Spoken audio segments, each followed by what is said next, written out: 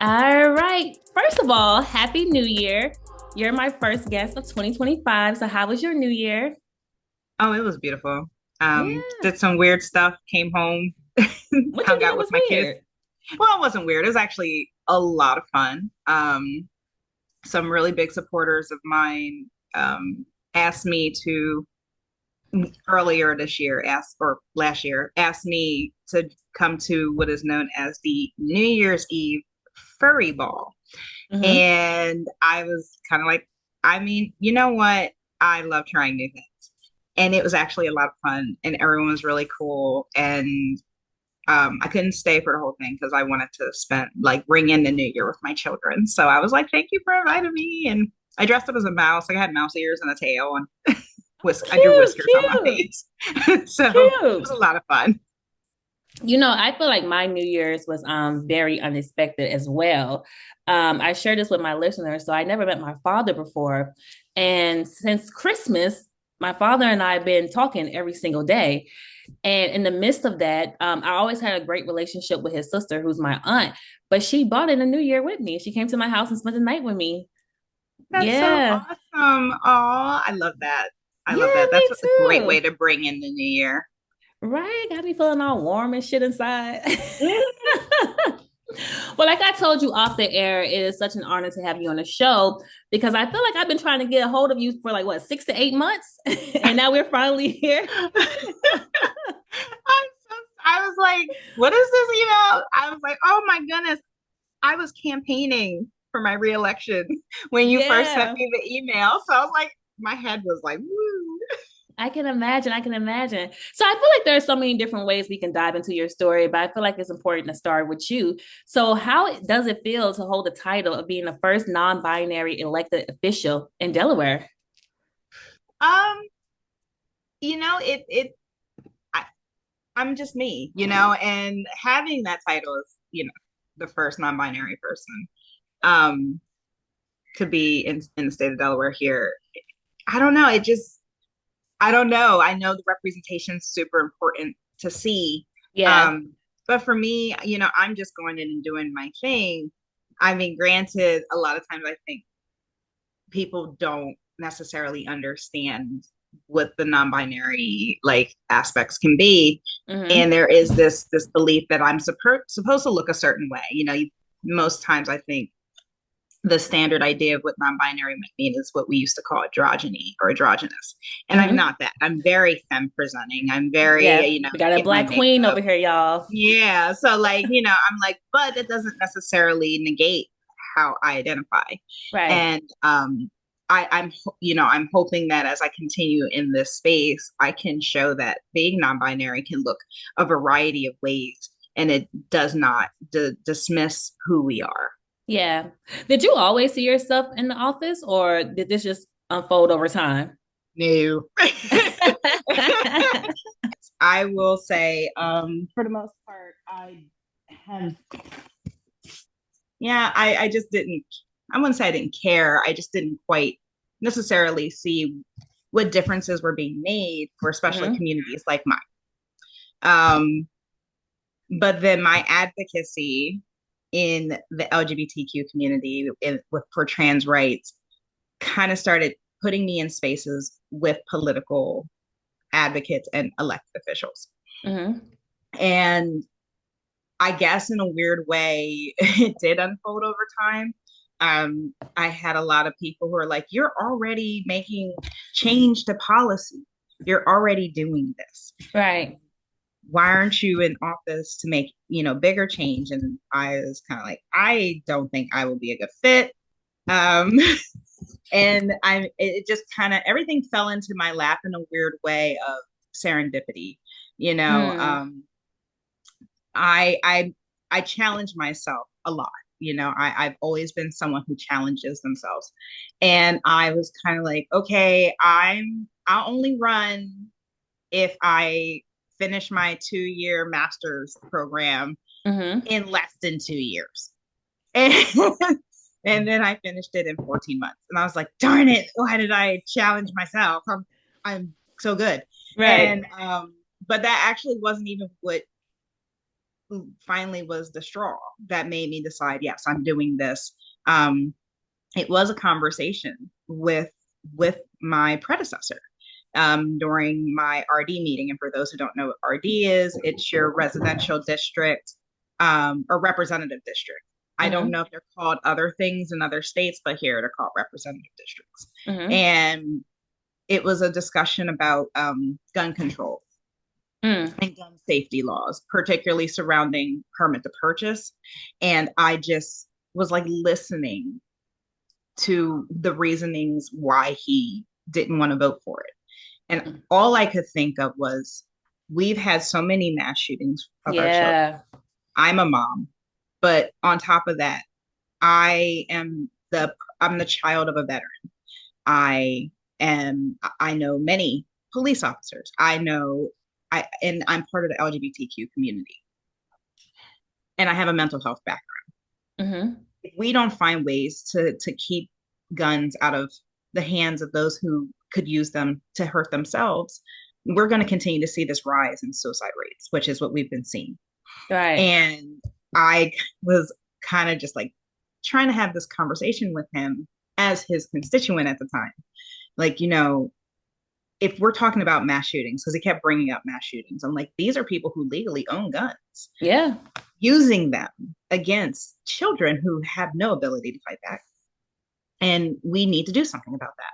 And he's like, I don't believe that. I need proof. And I was like, so funny. I just did a research paper before I graduated from my master's program. I have all these peer review articles, Right. But and how much proof do you need? It's in the news. It's everywhere. is it real though? No. Like, Right. and, it was after that discussion, and we got out of the committee meeting, I just sat back and was like,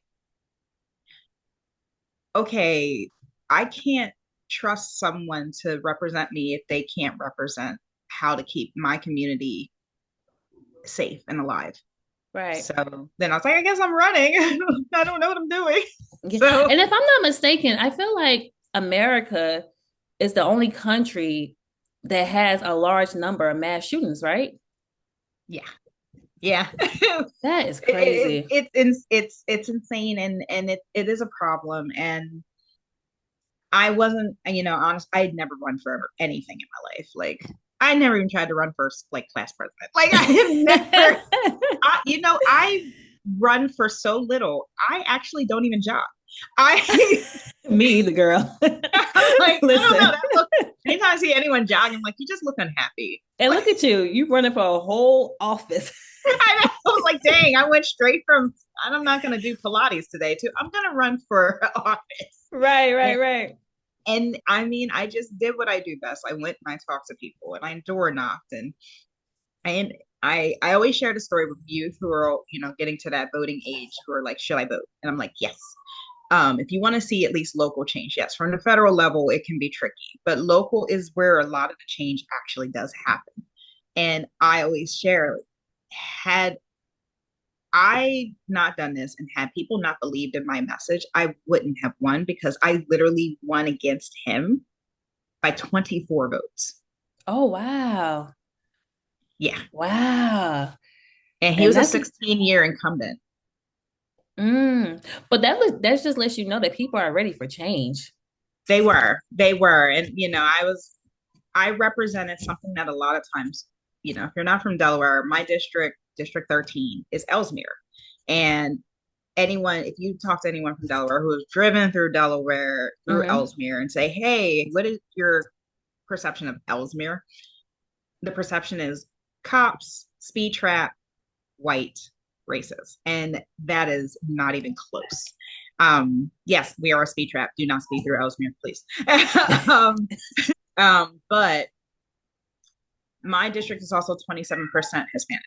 There's a lot of LGBTQ people in my district. Mm-hmm. And I think I represented that diversity. I'm disabled. So I'm actually also the first visibly disabled elected official. Oh, I didn't know Um, that. yes. I'm an ambulatory wheelchair user. Sometimes I have a walker. Depends on the day. Right.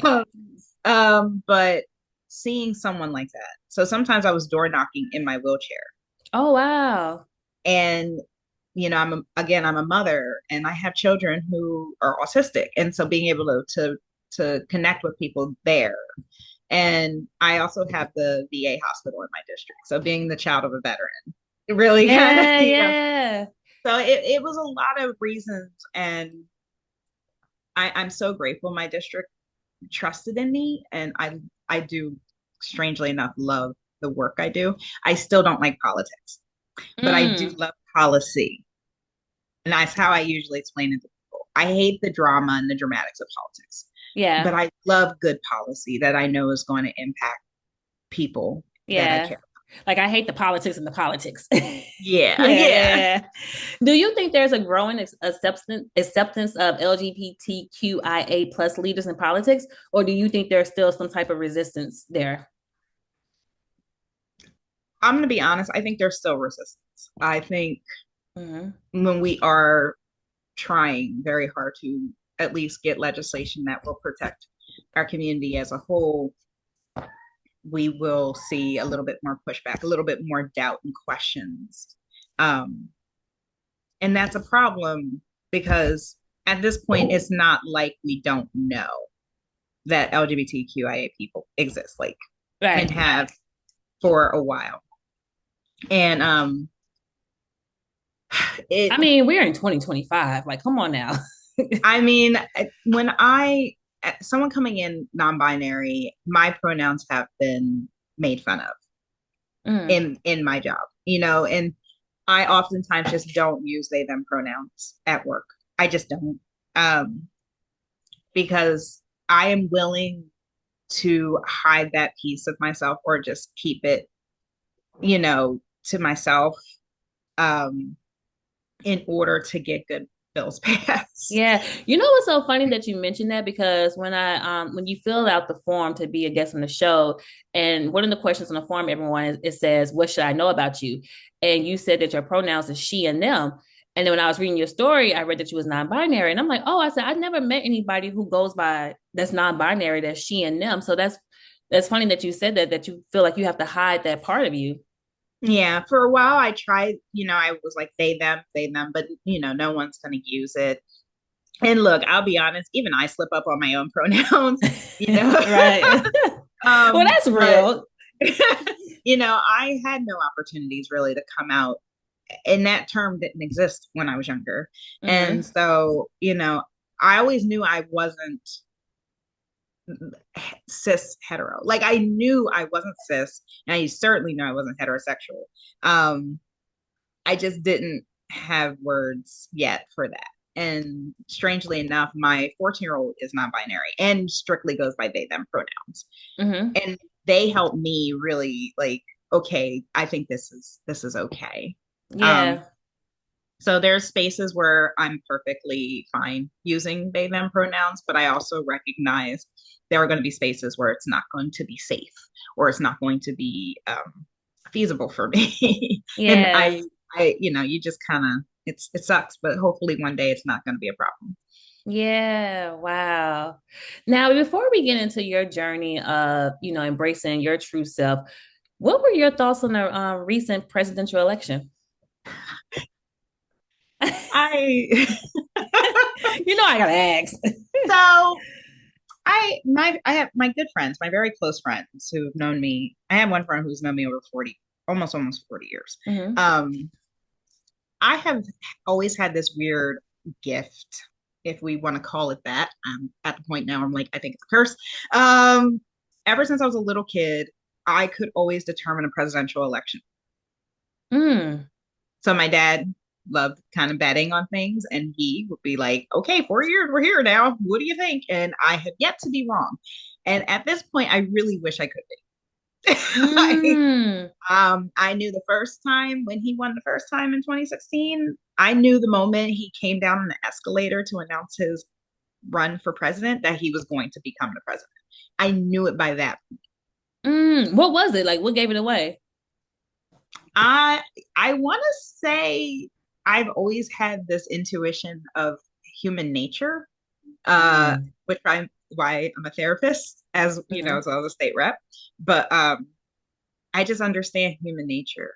And when people Yeah. feel very disenfranchised, when people are angry and scared And and just scared bitter, and hungry. they yeah, they will find the next the group that they can oppress the most. Hmm. I don't like feeling this way. I don't like knowing I could be next.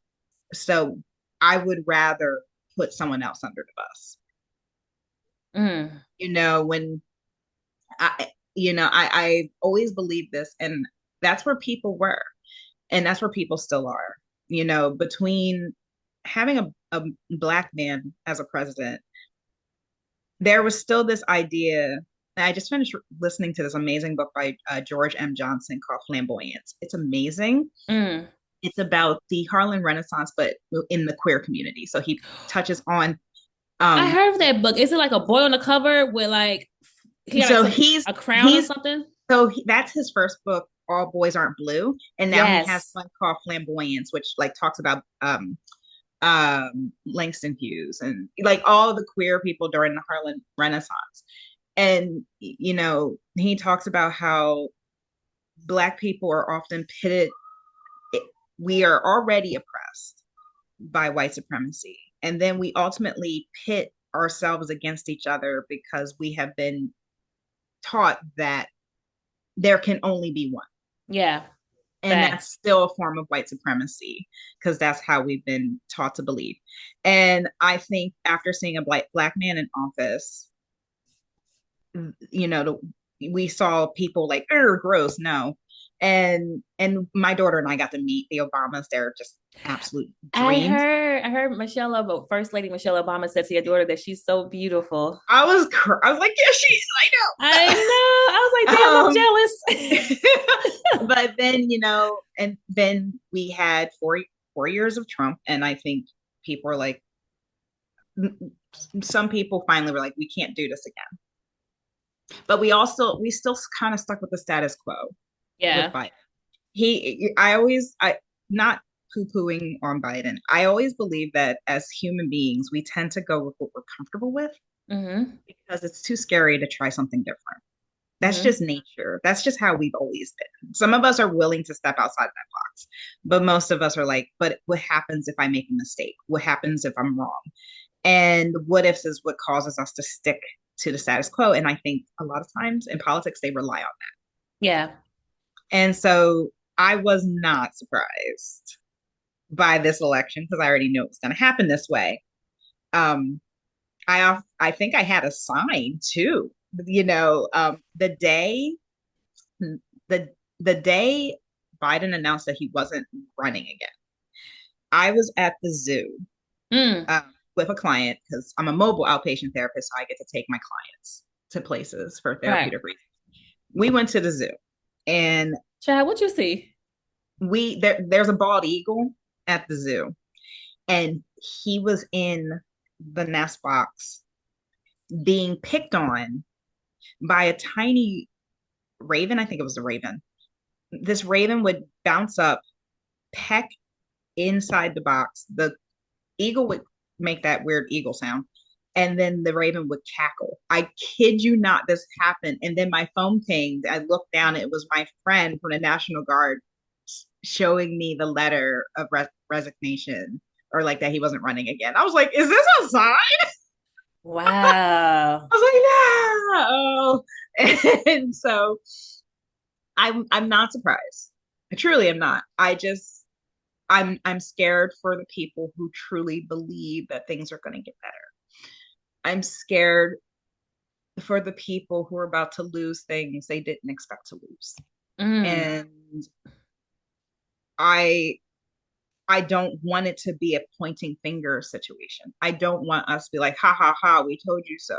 Because they're struggling now too. And if Mm-hmm. one person's struggling, then we're all struggling at this point. Yeah. And no one gets to laugh about that. Yeah. Do you think she's gonna run again?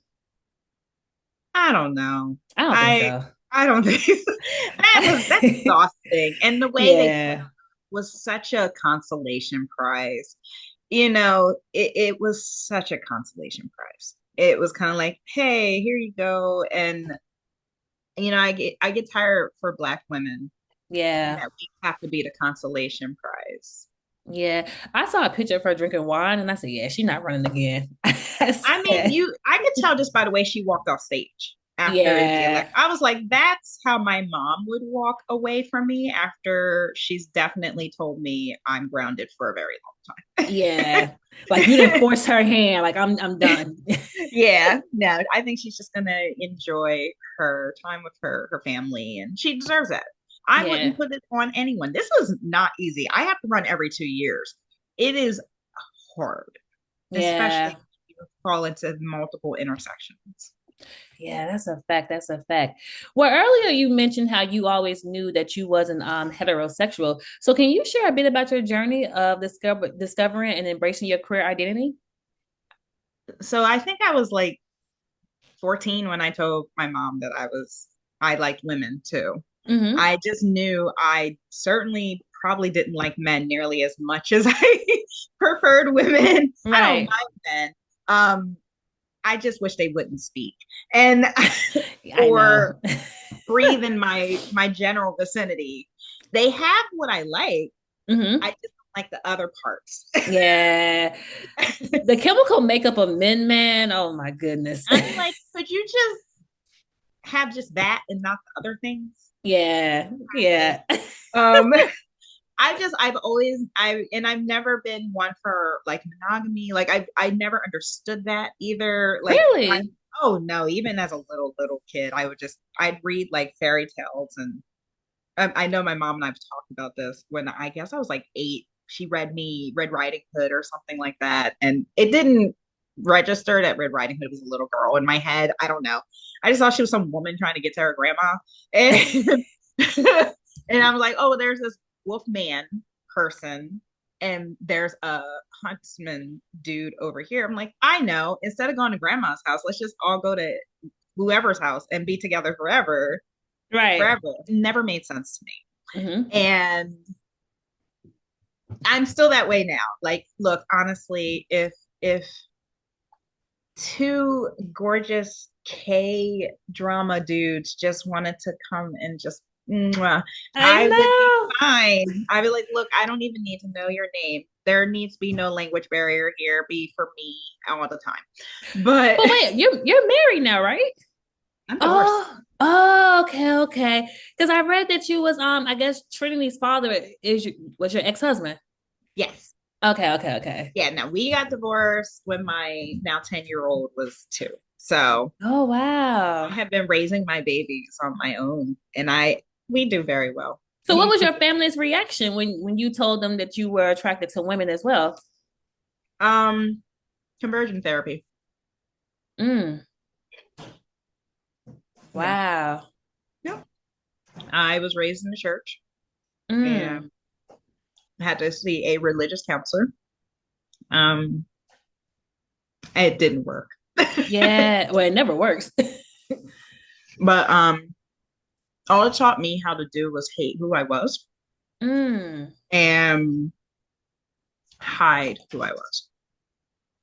So I learned, I knew that if I, it was weird because at that moment I knew I didn't want children either. mm, And my reasoning was if this is how we're supposed to raise children, I don't want to do it. mm, And so I was sure I'd never be a mom.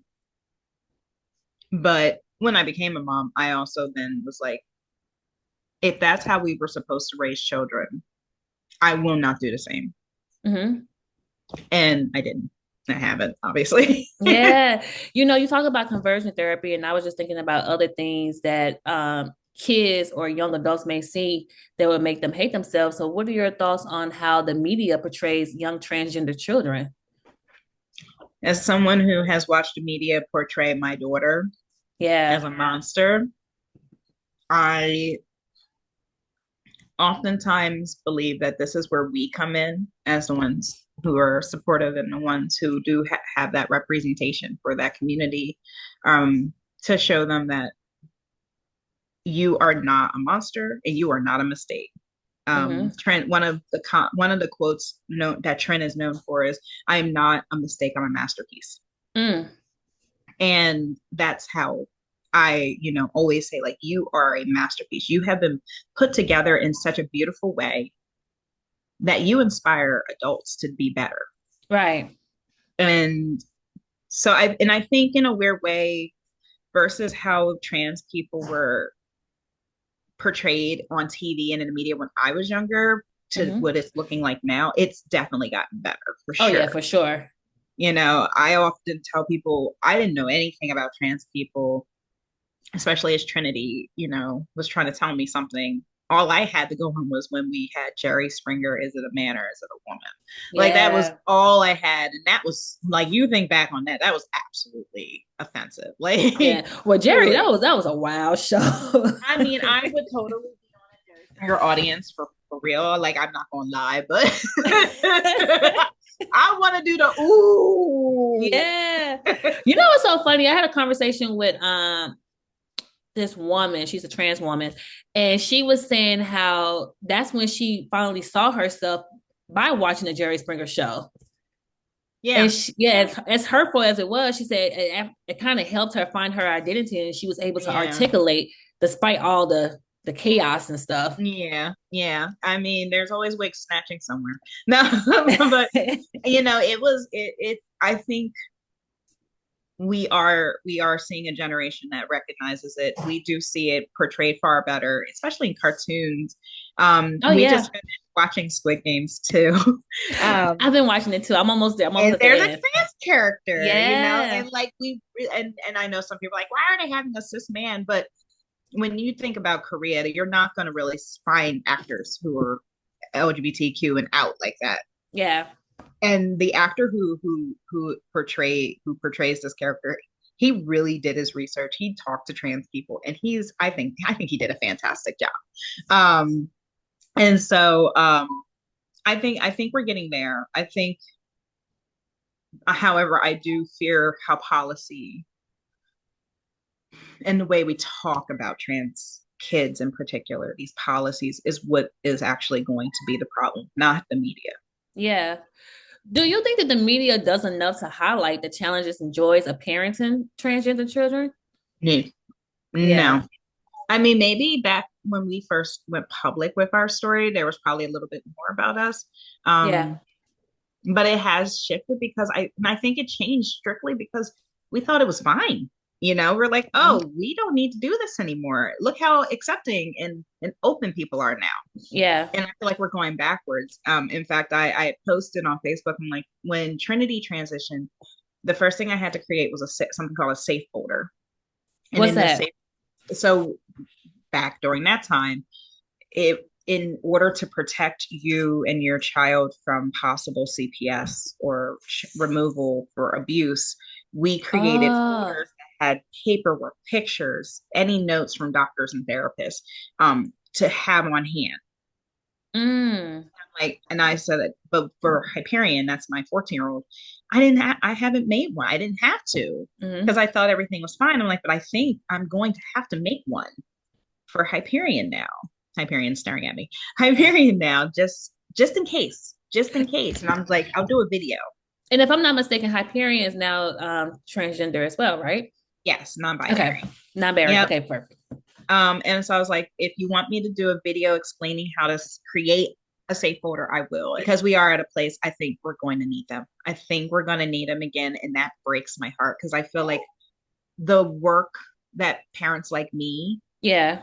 have done to create an accepting and loving and affirming world is completely being ripped apart. Yeah, like you took all these steps forward just to get pushed all the way back. Yeah. Yeah. And Yeah. I mean, from a legislative standpoint, even for me, it's not safe. Mm. The death threats get really out of hand sometimes. And you have to add, the fact that I'm Black on top of that. So it's like, it's transphobia, homophobia, and racism all put into And one. sexist. Oh, and ableism, Yeah. because they do attack my disability too. So I sometimes I have to like step back, because they do get really scary. And then I Wow. we've been doxxed. Like, um it was dangerous for a while. And how is it now? Currently it's relatively okay, but we also haven't gone back into session yet. And I haven't reintroduced my bill for protections for gender affirming care. Wow. So That's a lot. yeah, I just learned to live with it, you know. I'm like, as long as I can keep my kids safe, and I'm pretty tough. I look adorable, but No, I know I'm you really tough. I'm really a chihuahua, Yeah, yeah, actually. yeah. Now, when did you first notice that your daughter Trinity was expressing that she identified differently than her assigned gender? By the time Trin was three Yeah, years old, I thought that was I eye opening. yeah, I didn't know what was going on. Trin was so both Trin and Lucy and my older two are 17 months apart. Hmm. When Trinity started preschool, um, she had a speech delay, so they would do this routine of they would ask her name, they would ask how old she was, and then they would ask if she was a boy or a girl. And she would do the first two, but then she would say girl for every single time. So they Mm. would send me home like a letter and things like, can you work on your work with your child to understand the differences? And I'm like, I'm trying. I at home, toys were toys, clothes were clothes, like Like, whatever you this is want a to do. kid, right? Right. I'm like, so I couldn't figure out actually what was going on. Trim began withdrawing very quickly Mm. and wasn't responding. She was a thumb sucker for a while, so she would just keep her thumb in her mouth. Um, and she also developed anxiety-induced pica, so she was Yeah. like eating her clothes, destroying anything she could put in her mouth that wasn't food. And I just didn't understand what was happening to my child at Hmm. all. And so within, I would say maybe 2, 3 months after they kept trying to work with her, she just stopped Yeah. participating in life almost. And I'm thinking, this is a 3-year old. What on earth could be so terrible? And because she had an IEP, the school psychologist would do the I guess the teacher was kind of like, can we look at the behavioral aspect and emotional aspect of what's happening with this child? Hmm. And at 3 years old, the school psychologist had her at the 98th percentile for clinical depression. And I'm like, she's three. Like, Right. Like, what are you like, depressed about? what are you not eating enough Play-Doh? Is it Right. okay? What's going on? You know, one thing when I was reading and doing research on your story, and I was like, oh my God, like some people may think this is so like minute, but she was having nightmares that her voice was gonna sound like Barry White. Yes. And I was like, yo, that would have freaked me out too. I mean, I was kind of like, I just didn't know what was happening. And And how did she know about Barry White at 3? well, grandma. Oh, Grandma okay. she also knew Luther Vandross too. Right, right. You better know those people. Right. Because I'm like, Barry White. I was like, oh my She God. honestly was like, she just saw herself becoming, she was like, I'm gonna be like daddy. She was just not happy. And I was like, I don't know what's going on. And Yeah.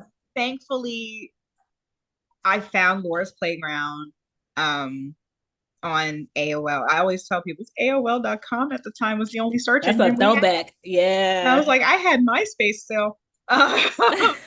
And as I've shared, there was only one therapist in the entire state of Delaware.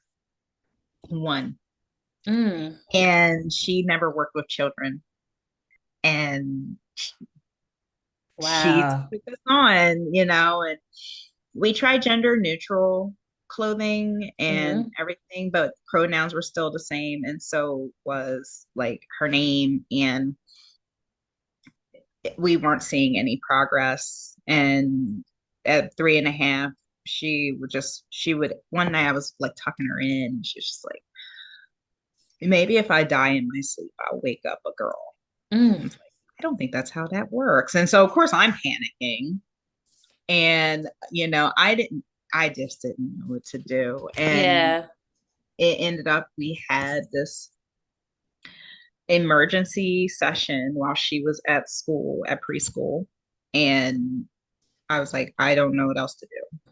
Yeah. And the therapist, that's when That's a she asked lot. the question, do you want a happy little girl or a dead little boy? And I was Yeah. like, well, I mean, I, obviously.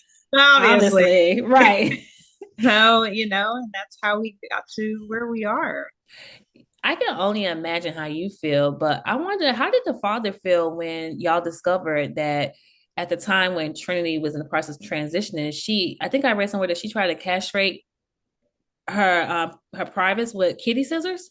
When she, right before transition, yeah, we were alarmed. We were scared. Yeah. We just, for us, we didn't want our children to ever feel they didn't have us. They Right. didn't, we didn't love them and we didn't hear them. And that's why, I would say we had to stop listening with our ears and Hmm. started listening with our heart.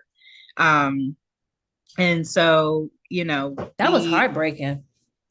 it was I know some people have gotten mad at me online when I say I was watching my child die, because some people have actually lost children, and I recognize that, but I truly believe, had we not just listened and accepted, I wouldn't have her Yeah, anymore. especially with the suicide rate that's really high amongst Yeah. young transgender children. So Yeah.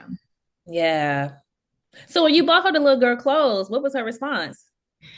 I actually have a picture. I'll have to send it to you. The day she put that on and did not want to take it off. She was so excited, and by that point we were like, okay, you want to be Trinity, and she was like, yes. And it was really the first time we had seen her smile in almost a year. Mm. um and Trinity was not, it was not hard, it was her middle name. And I thought that was even like an aha because I'm like, what are the moments? What are the odds of her middle name being Trinity?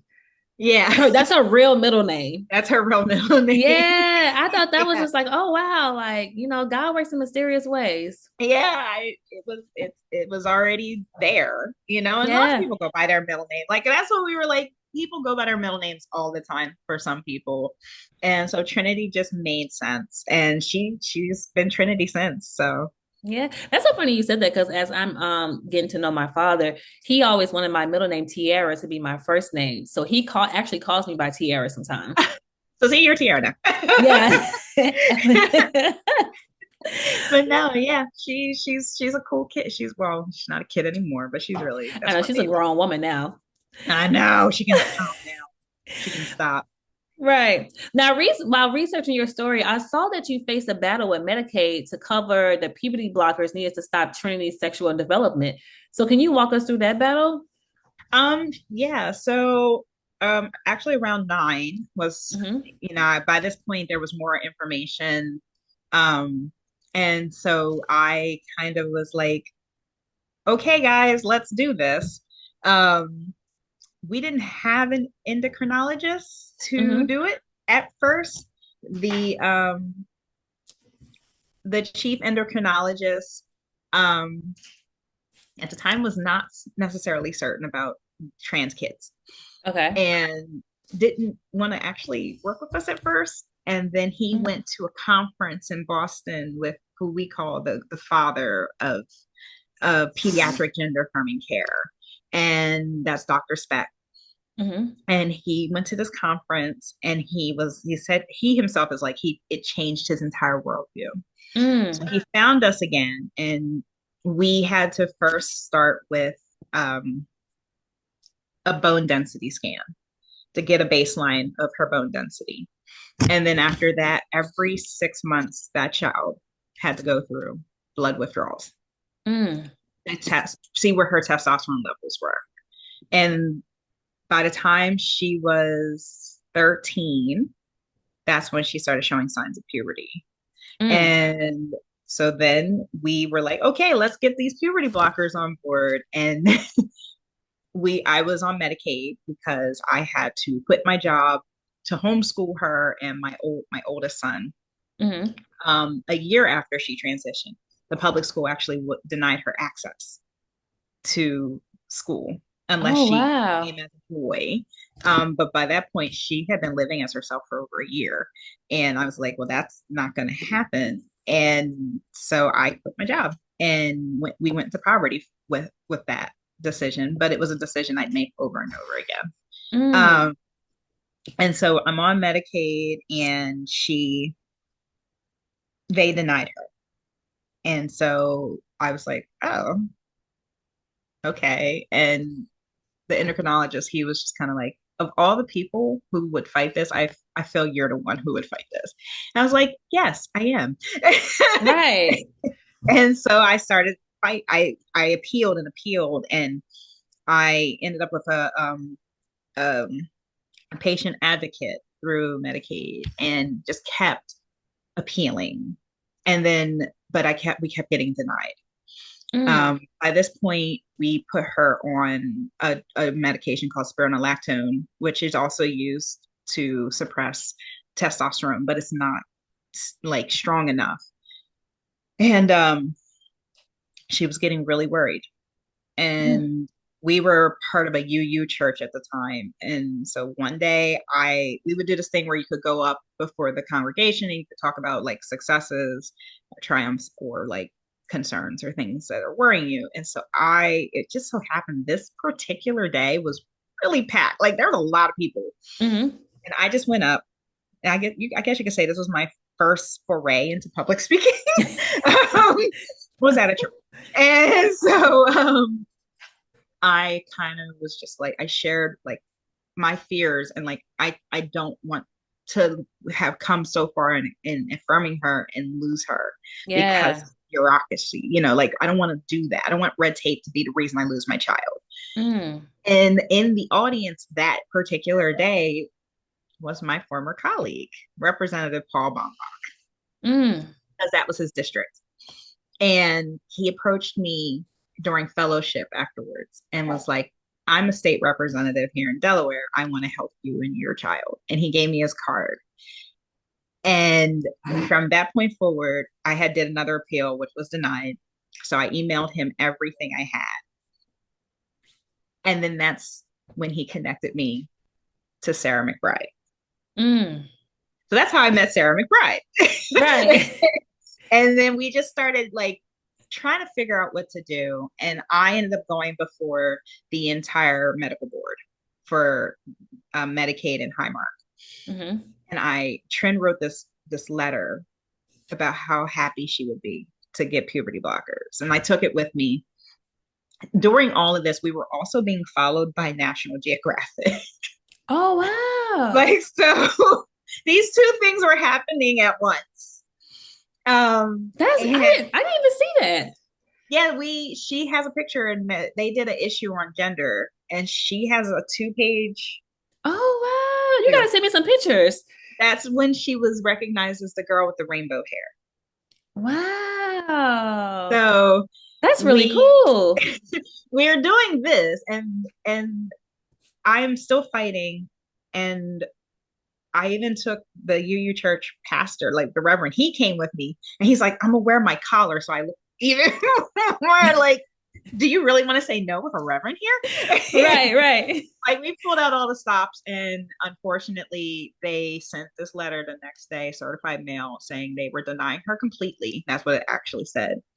Because they don't cover this kind of stuff. And I wanted to just like I didn't know how to tell her. So I didn't because I did something I never thought I would do. I wrote what is now it has been deemed the letter.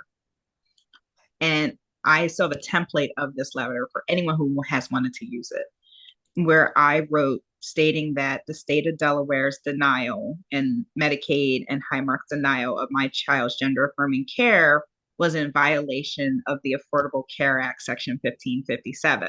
Mm. And that if we did not get this corrected, I would sue the state of Delaware. Thank Wow. you. Within 2 days, she was approved. I bet. And and the weird part was the chief medical officer for Highmark at the time was like, well, we just wanted them to go to CHOP, Children's Hospital Philadelphia, because they had a well-established pediatric gender affirming care clinic for years. Mm-hmm. And he said that our endocrinologist didn't have enough experience. She was his only patient at the time. And I was like, it's Delaware. Like Yeah. one in Delaware is like 1,000 in Philly. Right, right. We were like, fine. I'm like, fine. I will go to CHOP if you need them to confirm my child is trans, if that's what we need to do. And we got to CHOP. And the funny part was they had been following our story, our fight for those 8 months. And so when they met her, they were like, this child is 13 years old, transitioned at 4. We're pretty sure this Yeah. child is Like trans. she knows exactly who she is at this point.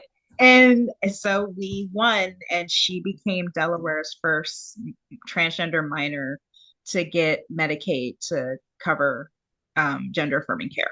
Yeah, and then she also became the first minor to be able to get the gender marker change.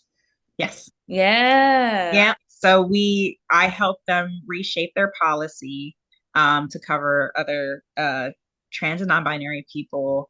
And then we did a YouTube video that went viral. So then we really became viral. Right. And that's when she got a PR agent. We met Of Angelica course. Ross at the time from Oh, nice. Pose. And Yeah. we practice the same Buddhism. So Hmm. um kind of her auntie.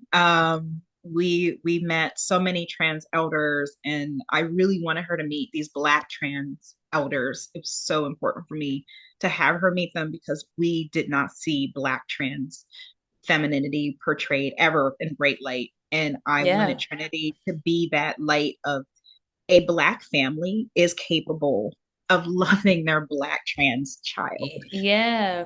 You You know, know, it's so funny you said that because I was reading some articles about how you were just talking about navigating conversations about Trinity's transition with your extended family. And that didn't really go too well. no, they stopped talking to me for 3 years. Yeah. Yeah. They were saying you had unfit parenting, it was a mental Yes. illness. And what was Yes. this about a long lost grandson? Alone. Who? Which I don't one? know. I had read somewhere and they were just saying how they kept talking about like it may be in reference her transition may be in reference to a long lost grandson. I don't know. It. Oh, I don't okay. even remember. It was so long ago. It was luckily they're all very supportive now. Okay, good, good, That good. was yeah. No, no. My my mom's the matriarch, and it was really really difficult for her.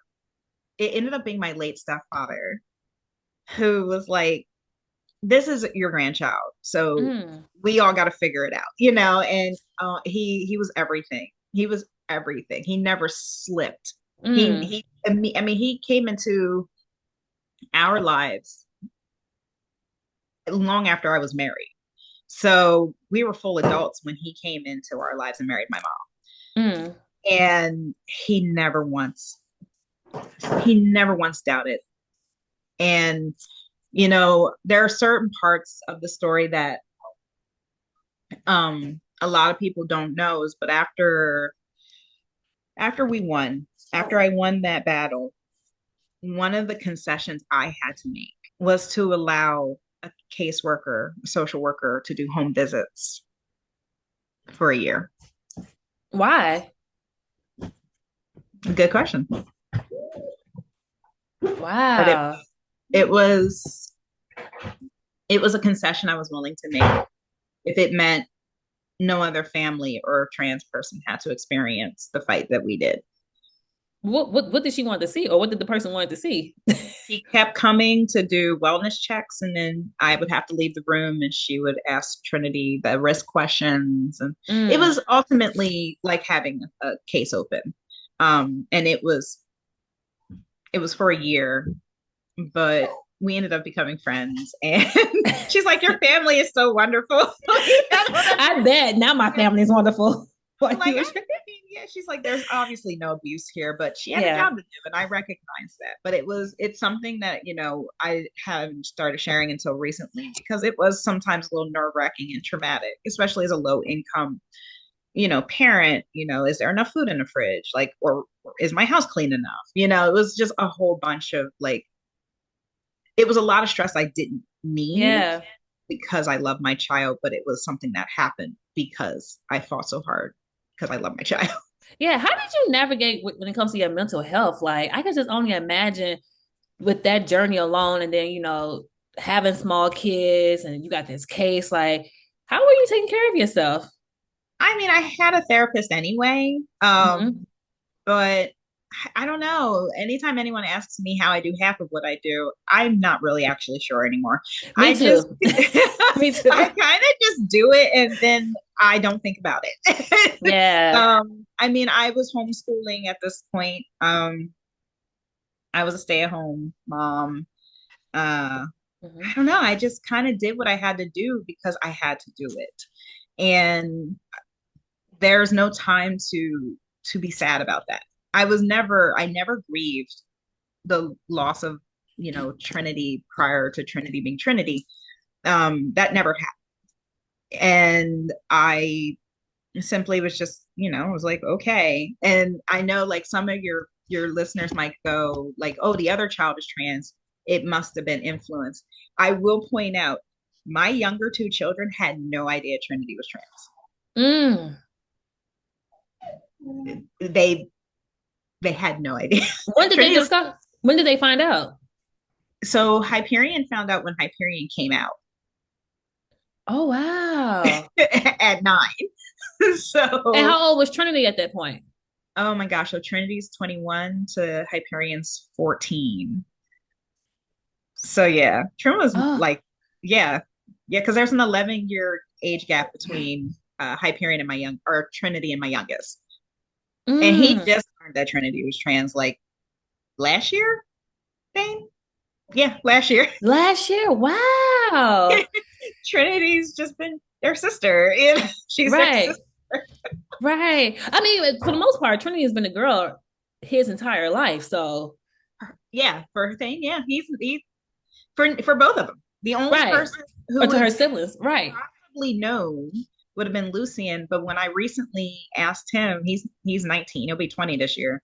When I asked him, he actually realized he does not remember. Yeah. Because that's who she is. She's always been that. Yeah, because he was just turning 3 when she had transitioned. So he has no recollection of Trinity prior to Trinity. Was he shocked So when he found out? what my youngest, Yeah. he found out on I think it was Transgender Day of Visibility, which is March 31st. He was like, Trinity's trans. I was like, I know he's he was like, like, wait, what? I'm a complete mind blown, right? he's like this whole time. Like, well, she's still your sister. He's like, so yeah, they Wow. never knew. They never knew. And so there Mm, was no influence on anyone because there was nothing to influence. They had no. right. I don't even know if they realized how famous she was. Now the Honestly, Trinity is pretty lit. Like, yeah, he's saying I didn't. He didn't know. They didn't know. He was especially really teeny. right. Like when all this went down, and like we got to meet the former governor, which was Governor Markell. Hmm. And I think Thane, my youngest, he was maybe 9 months old, 10 months old when we met him, and he Hmm. wanted to like recognize Trinity, and that was a wild day too, because I had to also leave for a flight to Scotland that same day. So I was like, can we like make this? I gotta get on a plane. Right, right. And so yeah, they had no clue. Now we're almost finished, but another thing that I loved about y'all story is about how y'all shared y'all story in the book that y'all wrote. but I also saw that it was banned in several places. So, how do you feel about the idea of books, especially those that share diverse verses, being banned, diverse voices being banned or restricted? And what message do you think it sends to the next generation? Banning books of lived experiences is a way for people to try to make people disappear. And it won't happen. There will Yeah. always be people sharing their stories. Again, I'm going to go back to flamboyance. There are some people I learned about I had never heard of. And it's because their stories were literally hidden as queer Black people in the Harlem Renaissance. And so when we ban stories, we are telling generations that their story shouldn't exist Mm-hmm. and they should try to be something other than they are. And that is never something we should be doing. It was an honor to have our book banned. Like we were like, oh my goodness, That's how ban it. y'all know y'all made it. Oh yeah, I know, but Trinity was like, ban it harder because that means more royalties. And I was like, yes. Right, right. Trent's like money. But at the same time, I was kind of like, you can't ban truth. And it was so funny seeing Reddit stories, like Reddit posts on this particular thing, because some people there, I guess there was a review someone gave, and they were like, this is a very great story of fiction. And then I guess a friend or a fan was like, no, I've met these people. They are real. Yeah. You know, because there's also this confusion of there being she's Black, she's trans, and she's on the autism spectrum. And those intersections being very rare to see, not only written, but written in such a positive way, the way we wrote it. Mm-hmm. Um, you know, again, I've never had issues, I've never grieved, I've never been upset about the different intersections that my children have. I don't have issues with them being, I have three of my four children on the autism spectrum. Mm-hmm. Okay. You know, Right. and so that's never ever been an issue for me. And so, you know, I just I love that I had a lot of say with my book. I got to tell them I wanted the illustrator to be a trans person of color, and they were. Mm-hmm. That was very important to me. I got to like pick who the voice for the audiobook was, and I knew it wanted to be a Black woman. Um, Mm-hmm. because it wouldn't make any sense for me as a Black person to be voiced by a white person. Oh no, no, no, that's crazy. And you know, it was just very important. And you see a lot of themes. Even at that time, we used they them pronouns for hype prior to us really being told from hype to use they them pronouns, like specifically speaking. And you know, Thane is so cute. He's a cutie patootie in the book. He's so cutie patootie. Right. But you know, my when I describe my family now, like if I the message I always want to say is like, one, we do not get to have expectations on who our children will be and who they will love. That Right. that is not what we should be doing. As parents, we are here to guide them. I Mm-hmm. don't raise my children. I love and uplift my children. Mm-hmm. And it took a lot for me to get to this place as a parent, as a mother, and my children are thriving because of it. Yeah. And I'm queer, I'm non-binary, and I have two trans kids, a gay son, and then my baby boy is a Leo. And that right there tells you about him for sure. Yeah. Do you looking back, because I can just only imagine a lot of things that you've been through that you haven't shared publicly. Do you think everything that you have been through leading up to now helped prepare you to raise Trinity? Yeah. There were a lot of people who got me there. Well, two in particular, my grandfather and my great grandmother. Yeah. They, you know, they taught me the value of respecting people Mm-hmm. and seeing people. And I've always been someone who I don't want to judge you unless you give me a reason. Yeah. I knew that I would not lift a hand to my children. I knew I wouldn't yell at my children. And I Mm-hmm. actually don't. We talk about it all the time, actually. We laugh about that. I just don't yell. I actually just You have don't. a lot of patience. I don't yell. I try very hard. I mean, if I'm calling for you, I'm yelling. But when it comes to my rage levels are very, very, very low. It takes now if you hurt my children, I'm an entirely different human being. But Right. I knew that my goal was to ensure that my children knew I had their back, but they could be secure without me. And just I know we're going to go soon, but this is just a proof that I managed to do it. And I still don't know what I've done, but my oldest son last year was, or the year before, he was at Westchester University for his first year of college Hmm. for a far different major than he's doing now. And he was in a early childhood development class. And they were talking about the three attachment styles for parenting. There's avoidant attachment, there's an anxious attachment, and then the one you want to try to achieve is secure attachment. And his professor was explaining each attachment style with case studies that are peer reviewed articles. And when Hmm. she got to secure attachment, he was looking at the case study and he thought it was familiar. Mm.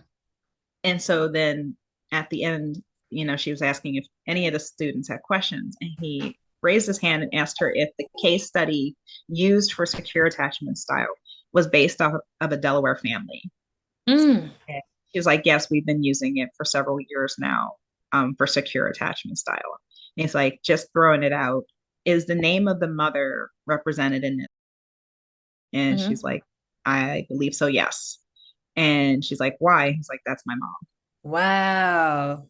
He told me this as I was bringing him home for the weekend, and I'm just like, why? Are you Wow. sure? And she like afterwards they talked, and then the next day they were given a quiz, like a survey to see what attachment style they fit under with their family, and he was the only one to get 100% secure. Mm. And we just chuckle about this because I'm like, I didn't know it was a case study at this point, but two, I never necessarily see myself as a great mom. I think I do the best I can. But obviously I've done something right, and I You get doing to good, mama. as tired as I am. Right. I take what I know, and then I learn from them, and I get to turn that into policy. But I also get to be a therapist for at-risk youth too, and I help them find their purpose. And that's kind of why I do everything I do. Yeah. Yeah. What are your hopes for transgender youth growing up in today's world? That they recognize they are far worthy and far loved than they even know. Yeah. Yeah. And to Wow. clean the rooms, please. Please clean your room, Trinity. No, actually, Trinity's room's very clean. Yeah, yeah. Trinity expressed at just 4 years old that she was a girl. Now she's in her early 20s. So, what message do you hope your story sends to young people, especially those who may be questioning their own identities? You know who you are. Yeah. There will always be someone there who will listen with their heart. And if you have a family that can't be the ones, I'm your mom now. Yeah, I have a yeah. lot of babies. Yeah. Furry babies too, y'all. Furry babies too. Yeah, one's whimpering because he's like, I dropped my food outside my crate. And last but not least, how can we shift the conversation to help others see transgender youth for who they are beyond misconceptions? Talk to them Mhm. and talk to the people who love them. Because when you hurt or say something hurtful about a trans youth, you are ultimately hurting your future. You are hurting someone in your life who you may find out is trans that you've come to really care about. Yeah. The video that went viral for us was called Meet My Child. Hmm. I want people to meet Trinity. I want people to meet me. I am a mom. In the end of the day, regardless of her being trans, she's my child. Yeah. And when you say the things you say, you are hurting me too, and those who love her. Yeah. I am so happy that we were able to make this happen. This was definitely worth the wait. So I really appreciate you for coming onto the show and just starting the new year off with love. Like I feel Yes. I'm really thankful for our conversation. Same. And I hope you continue to build such a wonderful relationship with your dad. And, it is, it changes the world when we do everything with love first. Yeah. Even though he a wild boy, man. I mean, honestly, just spray him with a water bottle. No, He need more than water, child. He need alcohol, calm down, calm down. repellent. He needs everything because that nigga's wild. I'm sure my kids feel the same about me most days. Like, why is mom dressed up as a mouse? I'm going to this thing. Right, Okay, mom. right. Well, Okay. to the listeners, if you have any questions, please make sure to email me at hello@thephgpodcast.com. And if you are interested in supporting our guest book, please make sure to hit me up and I will send you the direct link so we can support them and get it unbanned. Can you unban a book? Is that possible? I know it's a process, right? It would have to be the state. Oh, okay, okay. Yeah, and unfortunately, book bans are quite a thing. You can put laws in that will keep book bans from happening. We are working on that here in Delaware. So, yeah. Okay. Well, just email me, y'all, and I'll send y'all the link. Thank you to my guest. Thank you so much. It was such a pleasure. Thank you, thank Thank you, you for thank you. having me. And until Thank next you. time, everyone, later. Bye.